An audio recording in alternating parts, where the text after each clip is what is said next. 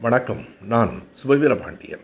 ஈட்டும் பொருளை பிறருக்கு கொடுங்கள், ஈகைதான் உலகத்தில் மிகச் சிறந்தது என்று தமிழின் அறநூல்கள் எல்லாம் சொல்கின்றன.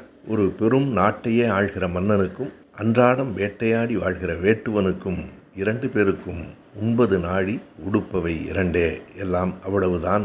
எனவே செல்வத்து பயனே ஈதல், கொடுப்பதுதான் செல்வத்தின் பயன் என்கிறது புறநானூறு. துய்த்து கழியான் துறவோர்க்கு ஒன்று ஈகலான், வைத்து கழியும் மடவோனை அவன் வைத்த பொருளும் நகும், உலகத்து அருளும் நகும் என்கிறது நாலடியார். ஈத்துவக்கும் இன்பம் அறியாதவர்கள்தான் வைத்திழக்கும் வன்கணவர் என்று கடுமையாக பேசுகிறது திருக்குறள். எனவே பொருளை பிறருக்கு கொடுங்கள் என்று எல்லா இலக்கியங்களும் சொல்கின்றன. சரி, நாம் ஈட்டியிருக்கிற பொருளை பிறருக்கு கொடுத்துவிட்டால் பிற்காலத்தில் நமக்கு தேவைப்படுகிற போது என்ன செய்வது என்று ஒரு கேள்வி எழுகிறது.